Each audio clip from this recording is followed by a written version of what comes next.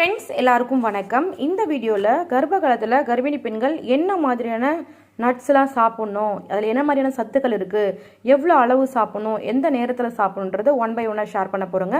கண்டிப்பாக இந்த வீடியோ உங்களுக்கு யூஸ்ஃபுல்லாக இருக்கும். ஸோ ப்ரெக்னன்சி டைமில் நம்ம பண்ணுற எந்த ஒரு விஷயத்தையும் ரொம்ப கவனமாக பார்த்து தான் பண்ணணும். ஏன்னா நம்ம தெரியாமல் பண்ணிட்டோம் அப்படின்றப்ப அது குழந்தைக்கு பாதிப்பு ஏற்படுத்தும் இல்லையா.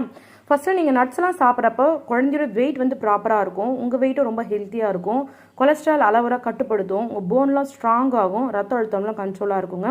உங்கள் குழந்தையோட ஆரோக்கியமான வளர்ச்சி அதிகரிக்கணும் அப்படின்றப்போ கண்டிப்பாக நம்ம உடம்புக்கு கர்ப்ப காலத்தில் விட்டமின்ஸ் நிறைய தேவை இல்லைங்களா. ஸோ விட்டமின்ஸு, ப்ரோட்டீன்ஸு, கால்சியம் இதெல்லாம் ப்ராப்பராக தேவைன்றப்போ நம்ம சாப்பிட்ற சாப்பாட்டில் மட்டுமே இருக்காது, அதுக்குன்னு ஒரு சில நட்ஸ்லாம் கொஞ்சம் இன்க்ரீஸாக எடுத்துக்கணும். அதில் நார்மலாகவே ஃபஸ்ட்டு நீங்கள் பாதாம் வந்து எடுத்துக்கணும். பாதாம் எப்படி எடுத்துக்கணும் அப்படின்றப்போ நார்மலாகவே கூட எடுத்துக்கலாம், இல்லை வறுத்து பவுடர் மாதிரி பண்ணி பாலில் கலந்து குடிக்கலாம். அப்படி இல்லைன்றப்போ நைட்டு தூங்க போகிறதுக்கு முன்னாடி ஒரு 3 பாதாம் எடுத்து தண்ணியில் ஊற வச்சு காலையில் எழுந்தோடனே அந்த 3 பாதாம் சாப்பிடலாம். ஸோ இது மாதிரி சாப்பிட்றதால குழந்தையோட பிரெயின் டெவலப்மெண்ட் நல்லா இருக்கும், நீங்கள் ஓவர் வெயிட் போட மாட்டீங்க. இதில் கால்சியம், மெக்னீஷியம், ப்ரோட்டீன்ஸ்லாம் அதிகமாக இருக்கிறதால ரொம்ப ரொம்ப நல்லது.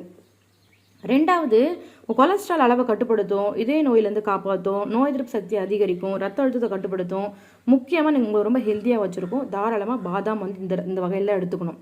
ரெண்டாவது, நீங்கள் பிஸ்தா சாப்பிட்டீங்கன்றப்போ ரொம்ப டேஸ்ட்டாக இருக்கும், முறுமுறுன்னு இருக்கும், கர்ப்பிணிகளுக்கு ரொம்ப பிடிக்கும் இது.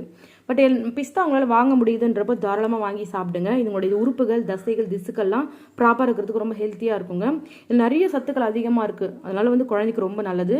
இது வந்து ஒரு 5 எண்ணிக்கையில் நீங்கள் சாப்பிட்ணும், சரிங்களா.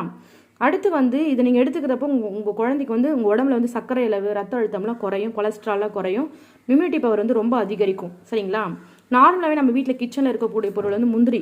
ஸோ முந்திரி வந்து குழந்தைக்கு முக்கியமான விஷயங்க. கால்சியம், துத்தநாகம், பாஸ்பரஸ், ஃபோலிக் ஆசிட், இரும்பு சத்து, விட்டமின் கே, நார்ச்சத்து, நிறைய சத்துக்கள் முந்திரியில் இருக்குது. ஸோ கண்டிப்பாக நீங்கள் முந்திரி ஒரு நாளைக்கு 2 இல்லை 3 எடுத்துக்கணும், அளவுக்கு அதிகமாக எடுத்துக்கூடாது. நீங்கள் முந்திரி எடுத்துக்கும் பொழுது செரிமானத்திற்கு நல்லது, மலச்சிக்கலுக்கு நல்லது, வயிற்றுப்போக்கெலாம் எதுவுமே உங்களுக்கு ஆகாமல் நல்லா ஃப்ரீயாக மோஷன் போவீங்க.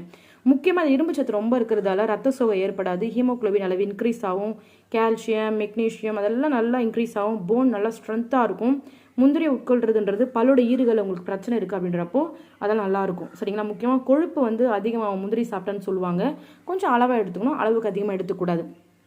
ப்ரெக்னென்சி டைமில் எனக்கு சுத்தமாக ஒரு பிடிக்காத ஒரு நட்ஸ்னால் அது வால்நட் மட்டும்தாங்க. அது ஒரு மாதிரி பிச்சு பிச்சுன்னு இருக்கும், ஆயிலாக இருக்கும், எனக்கு பிடிக்கவே பிடிக்காது.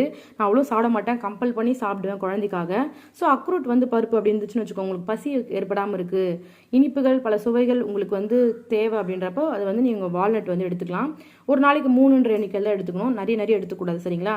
இது நீங்கள் எடுத்துக்கிறதால வந்து மூளை, பாப்பாவோட மூளை, கண் வளர்ச்சிக்கு ரொம்ப ஹெல்ப்ஃபுல்லாக இருக்கும், ரத்த அழுத்தம் கண்ட்ரோல் ஆகும், உங்களுடைய கொலஸ்ட்ரால் கண்ட்ரோல் ஆகும், நோய் எதிர்ப்பு சக்தி இன்க்ரீஸ் ஆகும், நல்லா தூக்கம் வரும், மனசோர்வெல்லாம் குறைய ஆரம்பிக்குங்க.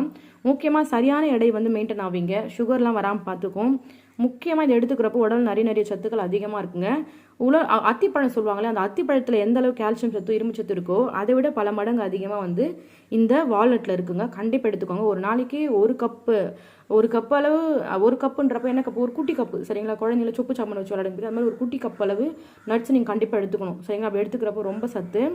இப்போது அத்திப்பழம் இருக்குது இல்லைங்களா, அந்த அத்திப்பழம் வந்து காஞ்ச அத்திப்பழம் ஒரு மாதிரி சொல்லையாக இருக்கும், பழம் கிடையாது. காஞ்ச அத்திப்பழத்தை காலைல 1, மத்தியானம் 1, நைட்டு 1 மாதிரி பிரித்து எடுத்துக்கணும். இது மாதிரி எடுத்துக்கிறப்போ உங்கள் உடம்புல ரத்தம் குறையுதுன்னு யாருமே சொல்லவும் முடியாது, நீங்கள் ரொம்ப ரொம்ப ஹெல்த்தியாக இருப்பீங்க.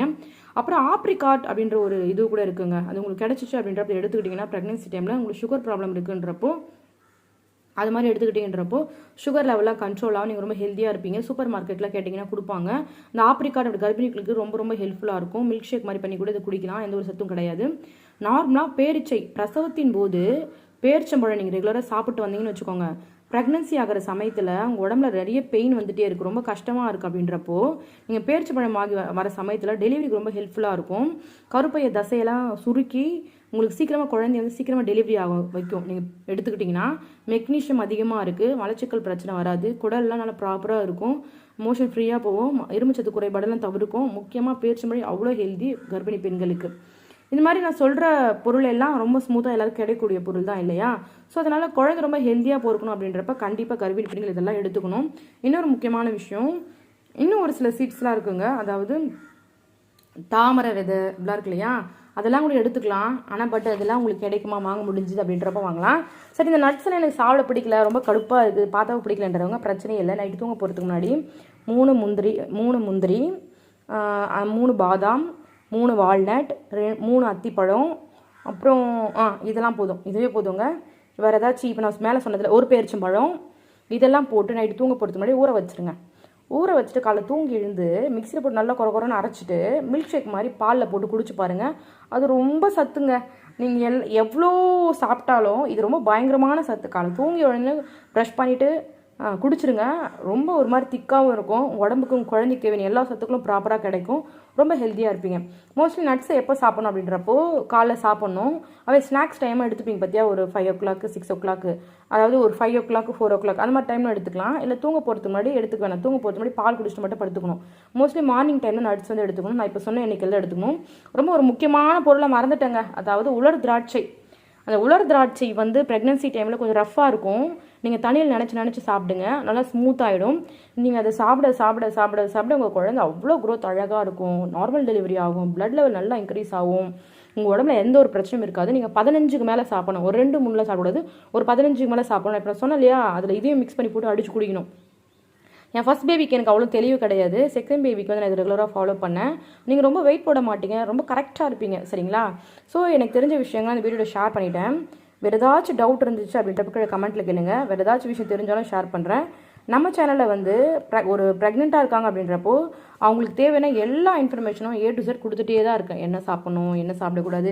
ஏன்னா எனக்கு தெரிஞ்ச விஷயம், நான் ப்ரெக்னென்ட் ஆகிறப்போ எனக்கு நிறைய டவுட்லாம் இருந்தது. அது யார்கிட்ட போய் கேட்குறது, என்ன கேட்குறதுலாம் எனக்கு தெரியாது. அந்த அளவு நான் அப்போ ஃபோனும் யூஸ் பண்ணல. ஸோ நானாக அங்கே கேட்டு தெரிஞ்சுக்கிட்டேன். ஸோ நீங்கள் இப்போ ப்ரெக்னெண்ட்டாக இருக்கீங்க அப்படின்றப்போ நான் உங்களுக்கு ஷேர் பண்ணுறேன். அதெல்லாம் தெரிஞ்சுக்கோங்க. பத்திரமா இருங்க. குழந்தைய பத்திரமா பார்த்துக்கோங்க. அவங்க வயிற்றில் இருக்கிறப்ப ரொம்ப சேஃபாக பார்த்துக்கிட்டோன்றப்போ அவங்க எந்த ஒரு குறையும் இல்லாமல் ஆரோக்கியமாக பிறந்துப்பாங்க.